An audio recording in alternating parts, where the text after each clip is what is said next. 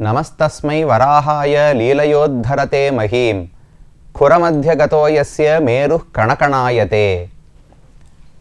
பெருமான் செய்த தசாவதாரங்களுக்குள்ளே மிகச் சிறந்த ஒரு அவதாரம் வராக அவதாரம்.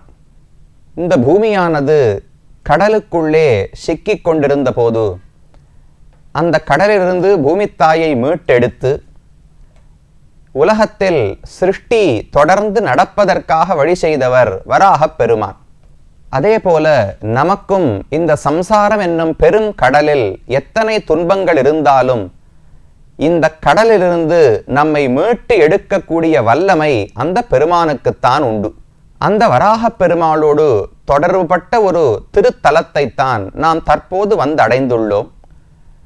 சோழநாட்டு திருப்பதிகள் 40க்குள்ளே 8வது திருத்தலமாக இந்த ஸ்தலம் கருதப்படுகிறது.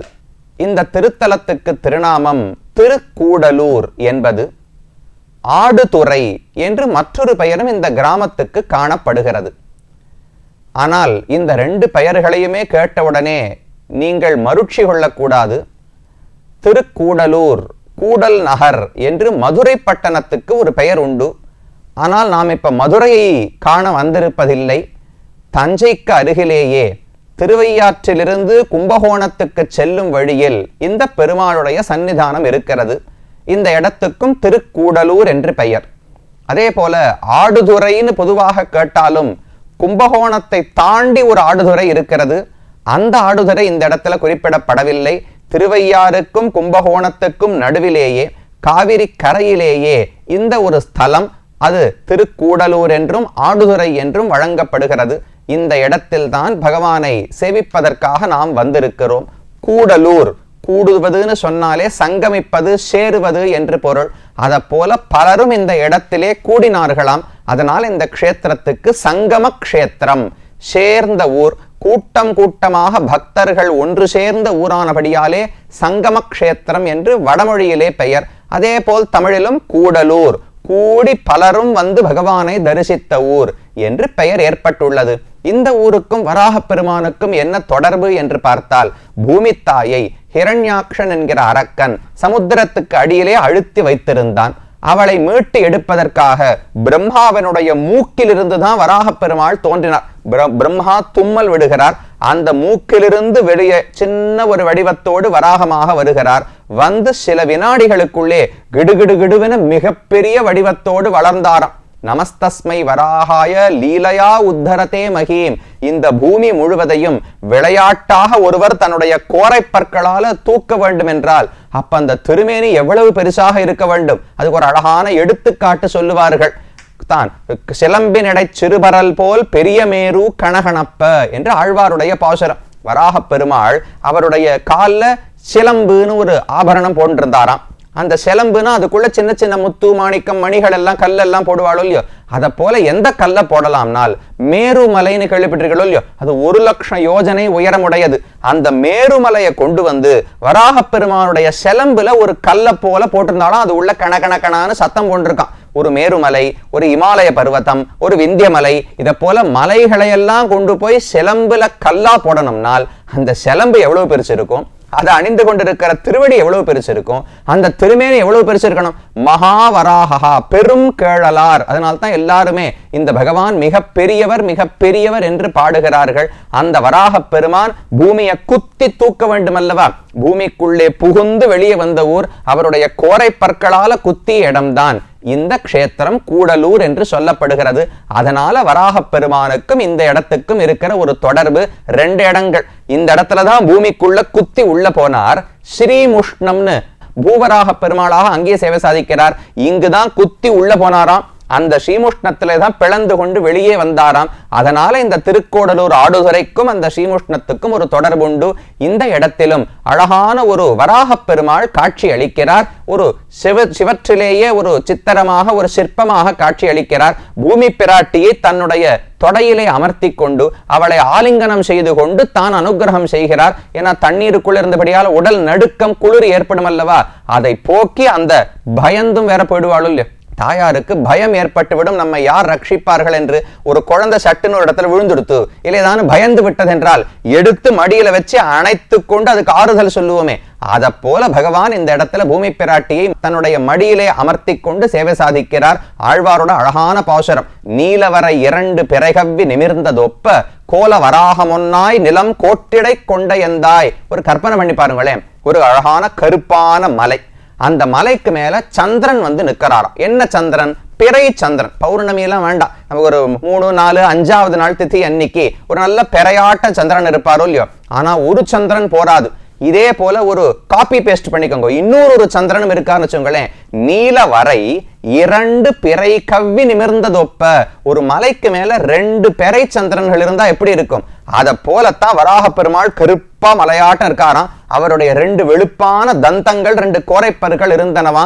அந்த கோரைப்பற்கள்ல 2 பிறை கவ்வி நிமிர்ந்ததொப்ப கோல வராகமொன்னாய் நிலம் கோட்டிடை கொண்ட எந்தாய். அந்த 2 பற்களால பூமி தாயை பிடித்து தூக்கினார். அதற்கு மேல மடியிலே அமர்த்தி வைத்துக் கொண்டு இந்த இடத்துல காட்சி அளிக்கிறார். அப்ப வராக பெருமானோடு தொடர்புடைய ஊரானபடியாலே இந்த திருக்கோடலூருக்கு ஒரு ஏற்றம். சரி, இந்த ஊருக்கு பெருமான், ஒரு அழகான பெருமான் சேவை சாதிக்கிறாரே, ஜெகத்ரக்ஷக பெருமாள்னு பெயர். அந்த பெயரும் இந்த கதையோடு தொடர்புடையதான். ஜெகத்தை ரட்சித்தார்னால் இன்றைக்கு நம்மையும் ரட்சிக்கிறார், அதனால ஜெகத் ரட்சக பெருமாள். 2வது, ஜகத்துன்னு சொன்னாலே பூமி தானே, பூமின்னு சொன்னாலே பூதேவி தாயார் தான். அந்த தாயாரை ரட்சித்த வராக பெருமாளானபடியாலும் ஜெகத் ரட்சக பெருமாள் என்று பெயர். அதே போல தன்னுடைய பக்தனையும் இந்த பெருமான் ஒரு முறை ரட்சித்து கொடுத்தார். பகவானுடைய பக்தர்களுக்குள்ளே அம்பரீஷன் என்று ஒருவரை பற்றி சொல்லுவார்கள். சூரிய வம்சத்தில் ராமனுக்கே முன்னால் வாழ்ந்த ஒரு பெரிய அரசன். அவர் ரொம்ப நல்ல விஷ்ணு பக்தனாக இருந்தார். எவ்வளவுக்கு எவ்வளவு ராஜ்யம் செய்வதில் நல்ல சாமர்த்தியம் இருந்ததோ அதில் சற்றும் பற்றில்லாமல், செல்வத்தில் ஈடுபாடு இல்லாமல், உலக இன்பங்களில் ஆசை இல்லாமல் எப்போதுமே பகவானையே தியானித்துக் கொண்டு அவருக்கு தொடர்ந்து தொண்டுகளை செய்து வந்தார். அவருக்கு ரொம்ப பிடித்த ஒரு காரியம் ஏகாதசி விரதம் இருப்பது. ஒவ்வொரு பட்சத்திலும் ஏகாதசி என்று முழுவதுமாக பட்டினி கிடந்து, துவாதசி என்று காலை அதுக்கு ஒரு குறிப்பிட்ட நேரம், ஒரு 8, 8:15 மணியிலிருந்து 9 மணிக்குள்ள பாரண பண்ண முடியும். அந்த நேரத்தில் பாரண செய்வது அவருடைய வழக்கம். அதை போல பண்ணிக்கொண்டே இருக்கும் போது ஒரு முறை இவருடைய துவாதசி விரதத்தை முடிக்க வேண்டிய நேரம். துவாதசி என்று நேரடியாக நாம் உண்டுவிடக்கூடாது. யாராவது ரிஷிகளோ வழிப்போக்கர்களோ பிரம்மச்சாரிகளோ யாராவது இருந்தால் அவர்களுக்கு முதல்ல விருந்து அளித்து விட்டு அதற்கு பிறகுதான் எஜமான அந்த வீட்டு உடையவர் அந்த மனைவி உண்ண வேண்டும். அதுக்காக இவர் காத்துட்டு இருக்கும் போது துர்வாசர் என்கிற ரிஷி வருகிறார். தன்னுடைய பெரிய சிஷ்ய கூட்டம் புடைசூழ அந்த இடத்துல வந்து சேருகிறார். வந்தாரை பார்த்து அம்பரீஷனுக்கு ஆனந்தம். இப்பேற்பட்ட ரிஷிக்கு நாம துவாதசி அன்றைக்கு உணவு வழங்க போகிறோம், பெரிய பக்தருக்கு உணவு வழங்க போகிறோம்னு ஒரு புறம் ஆனந்தம். அவர் சொன்னார், நான் இன்னும் தீர்த்தம் ஆடவில்லை, நீராடவில்லை, இதோ போய் குளித்து விட்டு வருகிறேன், நீ காத்து கொண்டிருன்னு சொல்லி துர்வாசர் புறப்பட்டு போய்விட்டார். இவனுக்கு இப்போ ஒரு தர்ம சங்கடம். இன்னொரு 5 நிமிஷம் தாழ்த்தி விட்டால் அந்த துவாதசி பாரணைக்கான வேலை தாண்டிவிடும். அப்ப இத்தனை நாள் ஒரு நாளைக்கு பட்டினி கிடந்ததே வீண். எப்பவுமே ஒரு விரதம் இருக்கும்னா அந்தந்த காலத்துல அதை முடிக்கவும் வேண்டும் அல்லவா? முடிக்காமல் காலதாமதமானால் விரதமே வீணாக போகும், பயன் கிடைக்காது. அப்ப இவர் ஆனால் அந்த 5 நிமிஷத்துக்குள்ள இவன் உணவு உண்டு விட்டால் வந்த விருந்தாளி துர்வாசருக்கு உணவு வழங்காமல் இவன் உண்டதாக ஆகிவிடும். அப்போ ஒரு தர்ம சங்கடம் தானே. வந்தவருக்கு முதல்ல உணவு கொடுக்கணுமா, இல்ல துவாதசி பாரணையை முடிக்கிறது முக்கியமான சங்கடம் ஏற்பட்டது. சரின்னு ஒரு முடிவு பண்ணி தண்ணீரை மட்டும் குடித்து விட்டான் அம்பரீஷன். ஏதோ ஒன்றை உண்டபடியால துவாதசி பாரணை முடிஞ்சு போச்சு. ஆனா உணவு உண்ணவில்லை. அப்ப இவரையும் வந்த விருந்தாளையும் அவமரியாதை செய்ததாக ஆகாது. அதனால காத்திருந்தான். போன துர்வாசர் திரும்பி வந்தவர் தன்னுடைய ஞான திருஷ்டியால இவன் தண்ணீர் குடித்து விட்டான்னு தெரிந்து கொண்டு அபாரமாக கோபப்பட்டார். அது எப்படி நான் வந்து உணவு உண்ணுவதற்குள் நீ தண்ணீர் குடித்திருக்கலாம், நீ செய்தது தவறுன்னு சொல்லி உடனே தன்னுடைய கையால் ஒரு சின்ன பூதம் போல ஒரு கிருத்தியை ஏற்படுத்தி இவனை கொல்லுவதற்காக அந்த பூதத்தை ஏவினார். அதை பார்த்து அம்பரீஷன் பயந்து போனார். ஆனா அதற்குள்ளே அம்பரீஷன் எவ்வளவு முக்கியமான பக்தன் நாராயணனுக்கு, அவருக்கு ஒரு துன்பம் என்று சொன்னவுடனே பகவானுடைய கையில சக்கராயுதம் இருக்குமே, அந்த சுதர்சன சக்கரம் அந்த இடத்துல அப்படியே தோன்றியது.